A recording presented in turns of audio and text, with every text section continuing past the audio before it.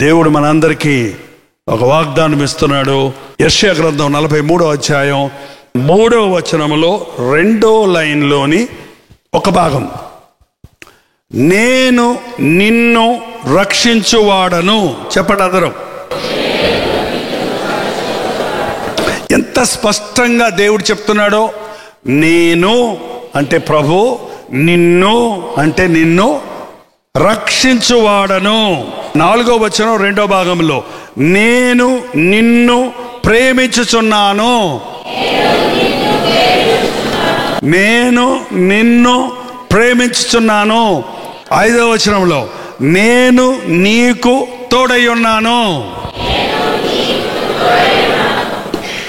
ఈ 3 మాటలు మనం పట్టుకుంటే, ఈ 3 వాగ్దానాలు మనం సొంతం చేసుకుంటే, ఈ లోకంలో ఉన్న పోకడ ప్రకారం మనం పోక ఆయన తోడు కలిగి ఆయన సాక్షులుగా జీవించగలుగుతాం. నేను నిన్ను రక్షిస్తా, నీ పాపం నుండి నేను రక్షిస్తా, నీ సమస్యల నుండి నేను రక్షిస్తా, నీ వ్యాధుల నుంచి నేను స్వస్థపరిచి నిన్ను రక్షిస్తా, నిన్ను కాపాడుతా, నిన్ను విమోచిస్తా, నీకు సహాయం చేస్తా. నువ్వు ఏ స్థితిలో ఇరక్కపోయి ఉన్నప్పటికీ, ఏ స్థితిలో నీవు నిలబడిపోయి ఉన్నప్పటికీ, ఎప్పుడు 24/7 24 గంటలు లోబడనొల్లని వారి వైపు దినమంతయు నా చేతులు చాచి ఉంచి ఉన్నాను. ఎదురాడు ప్రజల కొరకు దినమంతయు నా చేతులు చెడిపోయిన లోకంలో, పనికిమాలిన లోకంలో, పాడైపోతున్న ప్రజల మధ్య దేవుణ్ణి వెతికేవాడు ఎవరైనా ఉంటే, విడుదల కావాలని ఆశించేవాడు ఎవరైనా ఉంటే, తప్పించుకునే మార్గం ఉంది. చేతులు చాపి ప్రభు నిలబడి ఉన్నాడు. రా, నేను నిన్ను రక్షిస్తాను. రా, నేను నిన్ను ప్రేమిస్తున్నాను. రా, నేను నీకు తోడై ఉండి కాపాడుతాను. ఆయన మనల్ని రక్షించాడు. ఎంతమంది రక్షించబడ్డారో చేయి చూపిస్తారా? నిజంగానేనా? దేంట్లో నుంచి రక్షించబడ్డారు? పాపము నుండి, లోకము నుండి. ఎప్పుడో రక్షించబడేది కాదు. అందుకే అనుదినము ఆయన పాదముల యొద్ద కనిపెట్టి ఆయన ఇచ్చే విమోచనను, ఆయన ఇచ్చే విడుదలను, ఆయన ఇచ్చే రక్షణను, ఆయన ఇచ్చే సహాయాన్ని మనం అందుకోవాలి. ఒక్కసారి మనం పాపముల కొరకు రక్షించబడ్డాం. ఇప్పుడు రక్షించబడినామని చెప్పే వాళ్ళ జీవితాల్లో మరే బంధకాలు లేవా? మరి ఇక్కడికి వస్తే చెప్పేవాళ్ళందరూ రక్షించబడ్డామని చెప్పేవాళ్ళే, మాకు అప్పులు ఉన్నాయండి, జబ్బులు ఉన్నాయండి, గొడవలు ఉన్నాయండి, సమస్యలు ఉన్నాయండి అని ఏకరువు పడుతున్నారు కదా. అంటే మరి అప్పుడు రక్షించిన ప్రభు ఈరోజు నీకు విడుదల ఇవ్వడా? ఈరోజు నీ హృదయవాంఛలు తీర్చడా? ఈరోజు నీ అవసరతలు తీర్చడా? మరి అలాంటి అనుభవం నీకుందా? లేక పాత చింతకాయ పచ్చళ్ళలాగా అప్పుడు రక్షణ గురించే చెప్పుకుంటూ కూర్చున్నావా? ఇవాళ నిన్ను ఏమన్నా రక్షించాడా? ఇవాళ ఎందులో నుంచైనా నేను విడిపించాడా? ఈరోజు నువ్వు ఏ విషయంలో నుంచైనా కాపాడా? ఒకసారి ఆలోచించి చూడండి. అనుదినము ఆయనకు నూతనముగా వాత్సల్యత పుడుతూ ఉంది. ఎప్పుడు కావాలన్నా ఆపత్కాలములో నీవు నాకు మొర్రపెట్టు, నేను నీకు ఉత్తరం ఇస్తాను. ఆపత్కాలం అంటే కేవలం ప్రమాదాలు జరిగినప్పుడు, చిక్కులు వచ్చినప్పుడు మాత్రమే కాదండి. శోధన వచ్చినప్పుడు, పాపములో పడే పరిస్థితి వచ్చినప్పుడు, ఉచ్చుల్లో పడినప్పుడు కేక వేస్తే ప్రభు వినిపించేవాడుకున్నాడు. నేను నిన్ను రక్షిస్తాను. ఆ మాట చెప్పినప్పుడు అండి ప్రభు ఒక మాట వరకే చెప్పేశారు అనుకుంటున్నారు. నిన్ను రక్షించాలి అని, నన్ను రక్షించడానికి ప్రభు ఏం చేశాడో తెలుసా?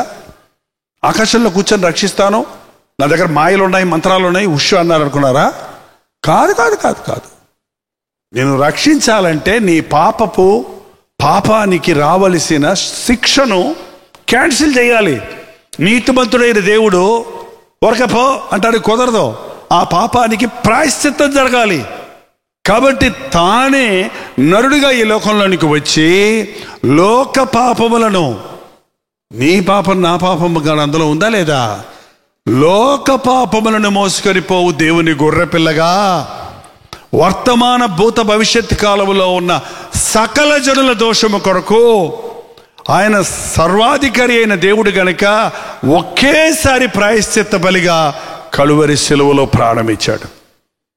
నిన్ను రక్షిస్తాను అన్న ప్రభు నీ శ్రమను, నీ నిందను, నీ అవమానాన్ని, నీ శిక్షను, నీకు రావలసిన మరణాన్ని భరించి ఇవాళ రక్షణ మనకు సిద్ధపరిచాడు.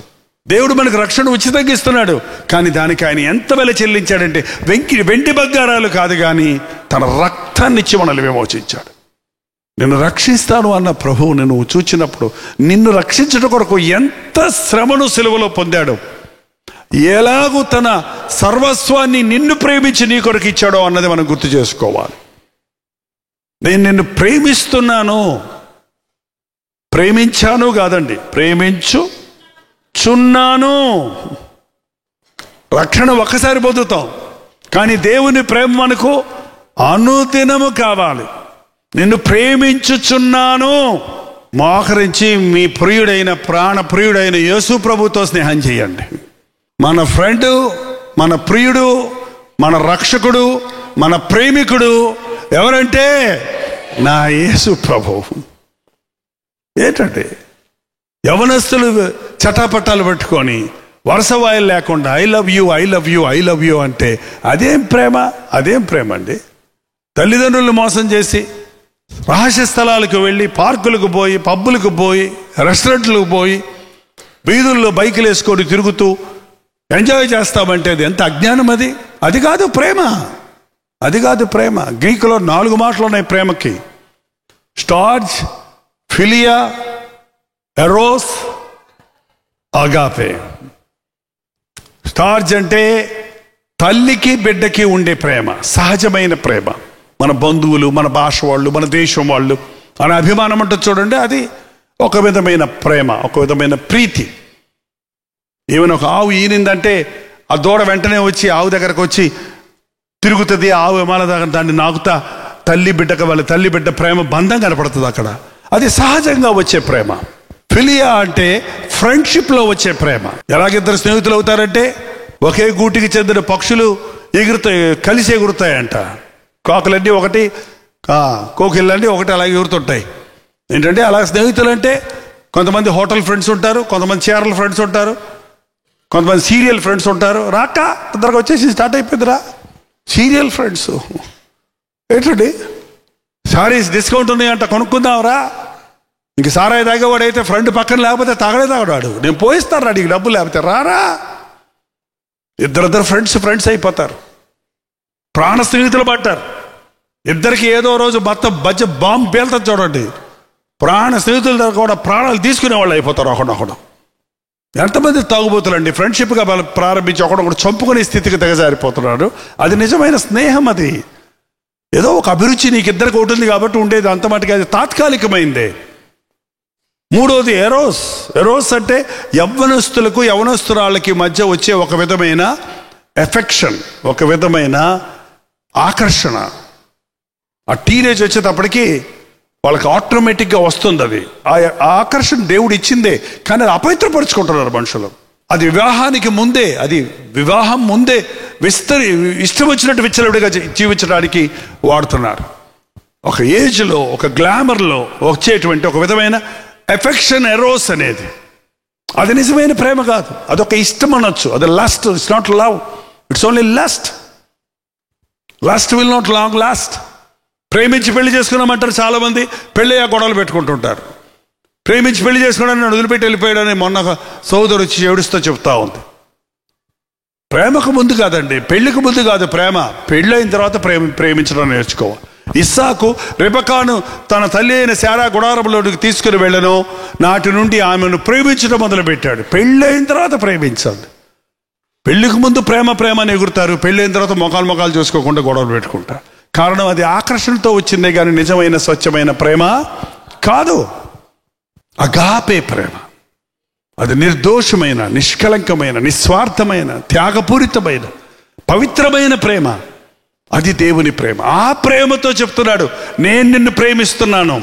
నువ్వు మంచోడువైనా ప్రేమిస్తాను, చెడ్డోడువైనా ప్రేమిస్తాను. నువ్వు నన్ను ప్రేమించినా ప్రేమిస్తాను, ప్రేమించకపోయినా ప్రేమిస్తాను. నువ్వు నాకేమన్నా ఇచ్చినా ప్రేమిస్తాను, ఇవ్వకపోయినా ప్రేమిస్తాను. నువ్వు ఎలా ఉన్నా ఏం చేసినా నా ప్రేమ మారదు, నా ప్రేమ శాశ్వత కాలం ఉంటుంది అంటున్నాడు ప్రభు. ప్రేమ శాశ్వత కాలం ఉండే ప్రేమ దేవుని ప్రేమ. ఆ ప్రేమ యేసుక్రీస్తును నమ్మిన వారి గుండెల్లో ఉండాలండి. యేసుక్రీస్తుని ఎరిగిన వారి జీవితాల్లో ఆ ప్రేమ ఉంటే, అది భార్యాభర్తల మధ్య ఉంటే, వారు చక్కగా వారి సంసారాన్ని ఒకరినొకరు సహించుకుంటూ, ఓర్చుకుంటూ, క్షమించుకుంటూ కుటుంబాన్ని కట్టుకుంటారు. అది యవనస్తుల మధ్య నిజముగానే ఒక అమ్మాయిని నేను ఇష్టపడ్డాను, ప్రేమించాను అన్నవాడు ఎవడన్నా ఉంటే, తన పరిధిలో తాను ఉంటాడు, హద్దు మేరకుండా ఉంటాడు, తన తల్లిదండ్రులకు తెలియజేస్తాడు, దేవుని చిత్తాన్ని తెలుసుకుంటాడు. తగిన సమయంలో వివాహమైన తర్వాత వారు కలుస్తారు. కానీ వివాహానికి ముందే తిరగటం అనేది వ్యాలంటైన్స్ డే అవనివ్వండి, కాకపోనివ్వండి, యవనస్తులు బాయ్ ఫ్రెండ్స్, గర్ల్ ఫ్రెండ్స్ అనే మాట ఒక క్రైస్తవుని కుటుంబంలో ఉండకూడదు. నేను నిన్ను ప్రేమిస్తున్నాను ప్రభు చెప్పినప్పుడు నిస్వార్థమైన ప్రేమ. నిన్ను ఆయన ప్రేమిస్తున్నాడు. ఈ లోకంలో నన్ను ఎవ్వరూ ప్రేమిస్తలేదనే వాళ్ళు ఎంతోమంది ఉన్నారు. ప్రేమించారని మోసం చేశారని చెప్పేవాళ్ళు ఎంతోమంది ఉన్నారు. ప్రేమించాడు అనుకున్నాను, నన్ను ప్రేమించలేదని చెప్పేవాళ్ళు ఎంతోమంది ఉన్నారు. నిజంగా ఒక అబ్బాయిని ప్రేమిస్తే ఆ అమ్మాయి వద్దంటే, ఆ అమ్మాయి ముఖం మీద యాసిడ్ పోస్తాడంటే ఎందుకంటే, మరి నిజంగా ప్రేమిస్తే ఆమె క్షేమం కోరాలి కదా. నాకు దక్కనప్పుడు నీకు ముఖమే ఎందుకని యాసిడ్ పోసి చంపేసేవాళ్ళు, లేకపోతే హాని చేసేవాళ్ళు, లేకపోతే వాళ్ళ పిక్చర్స్ అన్ని సోషల్ మీడియాలో పెట్టి వాళ్ళ పరువు తీసేయడానికి, వాళ్ళని అపహాస్యపాలన చేయడానికి ప్రయత్నించేవాడు నిజంగా ప్రేమించాడంటారా? కాదు. యేసయ్య ఎఫ్రాయిం గురించి అంటున్నాడు, నా బుద్ధి బిడ్డ, నువ్వు చేసిన తప్పుల గురించి నేను చెప్పాలంటే నా కడుపులో మండిపోతుంది, నాకు నా హృదయంలో మండిపోతుంది అంటున్నాడు. ఎంతమంది ఈ రోజున తమ జీవితాలను వృధాపరుచుకుంటున్నారు. ఈరోజు ప్రభు చెప్తున్నాడు, నీ ప్రేమ పవిత్రమైనదిగా ఉండాలంటే నీవు ఆయన ప్రేమతో నిండాలి. నిన్ను ప్రేమించే ప్రభు ప్రేమను నువ్వు జుర్రుకుంటే ఆ ప్రేమతో నువ్వు ఇతరులను ప్రేమించగలుగుతావు, నీ కుటుంబాన్ని ప్రేమించగలుగుతావు. నేను నిన్ను ప్రేమిస్తున్నాను, నేను నిన్ను ప్రేమిస్తున్నాను. ఎంత పాపినైనా నేను ప్రేమిస్తున్నాను, ఎలాంటి స్థితిలో ఉన్నా నేను ప్రేమిస్తున్నాను. మూడవది, నేను నీకు తోడై ఉన్నాను. నిన్ను విడువను ఎడబాయనన్న ప్రభు నీకు తోడై ఉంటాడు. గాఢాంధకార లోయలో సంచరించిన అపాయమునకు నేను భయపడను. ఆయన నన్ను నడిపిస్తున్నాడు శాంతికరమైన జలముల చెంత. ఆయన పరుండ చేస్తున్నాడు నన్ను పచ్చిక గల బయలుల చోట. ఆయన దుడ్డుకర్ర దండము నన్ను ఆదరిస్తుంది.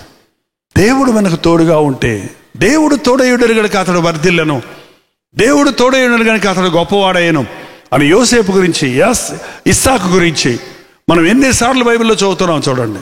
దేవుడు అతనికి తోడయుడని కనుక అతడు చేయడంతా సఫలమయ్యాను. దేవుడు అతనికి తోడయుడని కనుక అతడు క్రమంగా మిక్కిలి గొప్పవాడయ్యాను. దేవుడు తోడై ఉన్నవాడు విడిచిపెట్టబడడు, నష్టపోడు, కృంగిపోడు.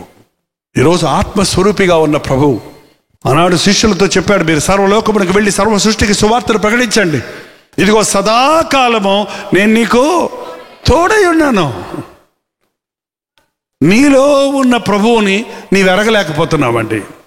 మీతో ఉన్న దేవుణ్ణి మనం గుర్తించలేకపోతున్నాం. ఓసారి యేసు ప్రభువును ఒక చిన్న దోణిలో ఎక్కించుకొని శిష్యులు నది అద్దరికి వెళ్తారు. గలిలయ సముద్రంలో ప్రయాణమయ్యారు.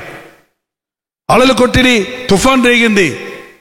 ప్రభా తలగడ పెట్టుకొని నిద్రపోతున్నాడంట యేసు ప్రభు. దోనేమో ఎగురుతా ఉంది, అలలు రేగుతా ఉన్నాయి, చప్పుళ్ళు అవుతా ఉన్నాయి. నిద్రట్టు వస్తుంది, నిద్రపోతున్నట్టు ఉన్నాడేమో అంతే. ఏంటంటే ఆయన నిద్రపోతాడా? ఇశ్రాయేలుని కాపాడువాడు కుడుకుడు నిద్రపోవాడు. ప్రభా మేము నశించిపోతున్నాము, నీకు చింత లేదా అని ప్రభువును లేపినప్పుడు, మీకు బుద్ధి లేదా, నేను నిద్రపోతుంటే డిస్టర్బ్ చేస్తాను నన్ను అన్నాడా? ఏమండి, ఆయన లేచి వాళ్ళని గద్దించలా. ఎవరిని గద్దించాడు తెలుసా? గాలిని గద్దించగా సముద్రము మిక్కిలి నిమ్మళమైంది. కాదండి, వాళ్ళు అంతసేపు గింజుకొని ఓడలో నీళ్ళు వచ్చేసాయంట. అప్పుడు లేపుతున్నారంట. అప్పుడు దాకా ఏం చేశారు? పక్కనే ఉన్నాడు కదా ప్రభు, కూడనే ఉన్నాడు కదా ప్రభువా అంటే చాలు కదా. ఓడ నిండిపోయేదాకా వీళ్ళు తెడ్డేశారు, తెరచాపెత్తారు, కుస్తీలు పట్టారు. మేము జాలర్లం కదా, మాకు తెలుసులే, ఆయన ఎందుకులే డిస్టర్బ్ చేయటం, మనమే ఎలాగోలాగా బయటపడదాం అని సొంత ప్రయత్నాలు అన్నీ చేసుకొని ఇక దిక్కు తెలియని చేతిలో, ఇక గతి లేని స్థితిలో వాడంతా నీళ్ళు వచ్చేస్తే మళ్ళీ ఆయన మీద నీకు చింతలేదా అంటున్నారు పల్లిగా. నీతోనే ఉన్న ప్రభువుని నువ్వు ఎరగటం లేదండి. నీతోనే ప్రభు ఉన్నప్పుడు నీవు ఏ మాట అయినా ప్రభుతో చెబితే వెంటనే నీకు సహాయం చేస్తాడు. నువ్వు అప్పుడు కాదు, నువ్వు అన్నీ అయిపోయి అప్పులన్నీ ఎవరెవరు అప్పులు ఇవ్వగలరో అప్పులన్నీ తీసేసుకొని ఏమేమి చేయగలవో అన్నీ చేసేసుకొని ఇక గతి లేని స్థితి వస్తుంది చూసారా, దేవుడా నువ్వే దిక్కయ్యా. అప్పుడు దాకా ఎందుకయ్యా? ఎప్పుడప్పుడే అడుగు. నీతోనే ఉన్నాడు ఆయన, ఇక్కడే ఉన్నాడు, ఆకాశంలో లేడు, నీతోనే ఉన్నాడు, నీలోనే ఉన్నాడు. ప్రతిదీ ఆయన అడిగి చేయి. ఆయన అడుగు చాలన్నాడు. ఆయన తోడు తీసుకో, ఆయన సలహా తీసుకో, ఆయన సందులో ప్రార్థించి ఒక నిర్ణయం తీసుకో, ఆయన వాగ్దానాలు తీసుకొని నమ్ము. నీకు తోడై ఉన్న ప్రభువు నిన్ను సర్వ సత్యములోనికి నడిపిస్తాడు. నీకు ఏ లోటు రాకుండా కాపాడుతాడు. నీ శత్రువు లేదంటే నీకు భోజనమో సిద్ధపరుస్తాడంట. దేవుడు తోడుగా ఉన్న వాడి జీవితంలో కృపాక్షేమములు వెంటాడితే నీకు దేవుని కృప ఉంటుంది, దేవుని క్షేమం ఉంటుంది. చాలాసార్లు మనతో ఉన్న ప్రభువును మనం గుర్తించలేకపోతున్నాం. నేను నీకు తోడై ఉన్నాను, నిన్ను విడువను ఎడబాయను, కంటి పాపను కాపాడినట్లుగా నేను నిన్ను కాపాడుతున్నాను. నాకు తెలియకుండా నీ తల వెంట్రుకల్లో ఒకటి కూడా కిందకు బాధట. జుట్టు ఊడిపోయింది అని బాధపడుతుంటారు కొంతమంది. నీ తల వెంట్రుకలన్నీ లెక్కించబడి ఉన్నాయి. నువ్వు కూర్చొని లెక్క పెట్టుకో, మీ భార్యను లెక్క పెట్టమను. ఏంటంటే మీరు కూర్చొని జీవితం అంతా లెక్క పెట్టండి, ఎన్ని తల వెంట్రుకలు ఉన్నాయో. కంప్యూటర్ పెట్టుకొని లెక్కేసుకోండి. దేవుడికి అంత శ్రద్ధ ఉంది మన మీద, అంత శ్రద్ధ ఉంది. 2 కాసులకు అమ్మబడే పిచ్చి కూడా నాకు తెలియకుండా కింద పడుతుంది. నా స్వరూపంలో నా కారంలో చేయబడి నా రక్తం ఇచ్చుకున్న మీకు హాని కలగకుండా నేను కాపాడలేనా? మీ సంగతి నాకు తెలియదా? మిమ్మల్ని నేను రక్షించలేనా? మిమ్మల్ని తోడై ఉండి మిమ్మల్ని విడిపించలేనా? మనం అడగటం లేదు ప్రభువుని, మనం గుర్తించడం లేదు. మనతోనే ఉన్న ప్రభువుని మనం గుర్తించడం లేదు. దేవుని మాటలు మన గుండెల్లో మంట కలుగు చేస్తాయి, నిరీక్షణ కలుగు చేస్తాయి, ఆదరణ కలుగు చేస్తాయి, విశ్వాసాన్ని ఉత్పత్తి చేస్తాయి. అందుకే దేవుని మాటలు వినాలి, చదవాలి, ధ్యానించాలి. దేవుడు నాకు తోడున్నాడు అన్నది గుర్తుపెట్టుకోవాలి. భయపడకు, దిగులు పడకు, నేను నీకు తోడై ఉంటాను, నీ చేయి పట్టుకొని నేను నడిపిస్తానన్న ప్రభు, నిన్న నేడు నిరంతరము ఏకరీతిగా ఉన్న ప్రభు ఈ రాత్రి కూడా మనకు వాగ్దానం ఇస్తున్నాడు. ఒకవేళ నీ జీవితంలో విసిగిపోయేవేమో, నష్టపోయేవేమో, పాడైపోయేవేమో, మోసపోయేవేమో, ఈ రాత్రి ప్రభు చెప్తున్నాడు 3 మాటలు. చెప్పండి 3 మాటలు. నేను నిన్ను రక్షించుచున్నాను, నేను నిన్ను ప్రేమించుచున్నాను, నేను నీకు తోడై ఉన్నాను. దయచేసి లేచలబడని ప్రార్థన చేసుకుందాం. నన్ను రక్షించిన ఆయన, నాకు సహాయం చే తండ్రి. ఎవ్వరూ నన్ను ప్రేమిస్తం లేదు. నాకున్న జబ్బును బట్టి, నాకున్న దరిద్రతను బట్టి, నాకున్న దుర్వ్యసనాలను బట్టి నా బ్రతుకు అందరికీ అసహ్యంగా మారిపోయిందయ్యా. ప్రేమించేవాళ్ళు లేరు, ఆదరించేవాళ్ళు లేరు. నన్ను ఇంకా ప్రేమిస్తావా? నువ్వు నన్ను ప్రేమిస్తావా నాయనా? నన్ను క్షమిస్తావా? నాకు సహాయం చేస్తావా? ఇక నుండి నిన్నే ప్రేమిస్తానయ్యా. లోకాన్ని ప్రేమించి నష్టపోయాను, ధనాన్ని ప్రేమించి మోసపోయాను, మనుషుల్ని ప్రేమించి విఫలుడనైపోయాను. నీ ప్రేమ శాశ్వతమైనదని, నా కన్నీరు తుడిచే ప్రేమ, నన్ను ఆదరించే ప్రేమ, నన్ను కౌగిలించుకునే ప్రేమ, ఆ ప్రేమ నాకు కావాలయ్యా. నా బ్రతుకు ఎండిపోయిన ఎడారిలాగా ఉంది నాయన, బీటలు బారిన భూమిలాగా ఉందయ్యా. నీ ప్రేమ వర్షం కురిపించు నాయన. నా బ్రతుకులో మరల నిరీక్షణ కలిగించు తండ్రి. నోరు తెరిచి ప్రార్థన చేద్దాం. పరిశుద్ధుడా, ప్రేమగల్ల తండ్రి, ఒక్కసారి నీ బిడ్డలను చూడు నాయన. ఏ కుటుంబంలో ఏ శోధన ఉందో, ఏ వ్యక్తి హృదయంలో ఏ రోదన ఉందో, ఏ బ్రతుకులో ఎలాంటి సమస్య ఉందో బాగా ఎరిగిన దేవా తండ్రి, సాతాను మమ్మల్ని నలిపేయక ముందే, నిత్య నాశనానికి నడిపించక ముందే నీ పాదాలు ఎదుట సాగిలపడుతున్నావు. నీ రక్షణ మాకు దయచేయ్యా. నీ విడుదల మాకు దయచేయి నాయన, నీ సహాయం మాకు దయచేయ్యా. ప్రేమ కోసం అక్కడ ఎక్కడ ఎదుగుతున్నామే కానీ, ప్రేమించబడాలని ఏదేదో చేస్తున్నామే కానీ, ప్రాణమిచ్చినంతగా ప్రేమించిన నీ ప్రేమకు మించిన ప్రేమ మరెక్కడున్నదయ్యా. నీ ప్రేమను, నిస్వార్థమైన నీ ప్రేమను రుచి చూచుటకు సహాయం చేయి. నీ ప్రేమలో ఆదరించబడుటకు సహాయం చేయి.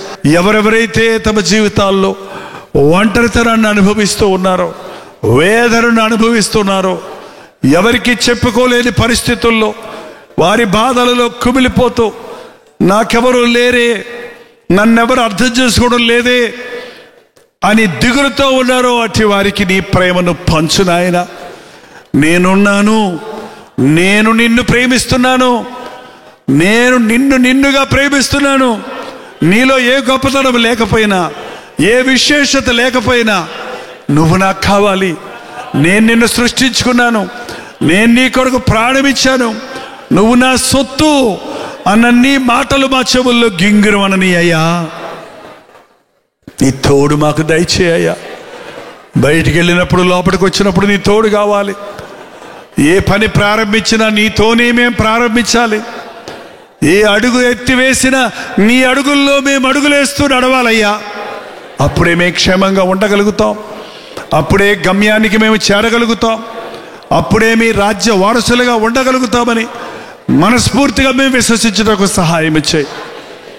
ఈ వాగ్దానాలు వ్యక్తిగతంగా మేము ఒక్కొక్కరు స్వతంత్రించుకోవడానికి, నేను నిన్ను రక్షించువాడను, నేను నిన్ను ప్రేమించుచున్నాను, నేను నీకు తోడై ఉన్నానన్న మాటలు మా గుండెలలో ముద్రించుకున్నటకు, వాటిని విశ్వసించి వాటి సారమును, వాటి శక్తిని మా బ్రతుకుల్లో అనుభవించుటకు మా ఒక్కొక్కరికి నీ సహాయం చేయము. నిజ క్రైస్తవులుగా నిన్ను మహిమపరచుటకు మా ఒక్కొక్కరికి నీ సహాయం చేయమని యేసు క్రీస్తు నామములో అడుగుచున్నాము తండ్రి.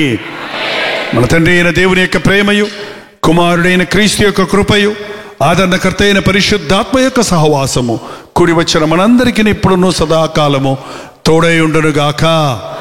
ఆమేన్, ఆమేన్, ఆమేన్.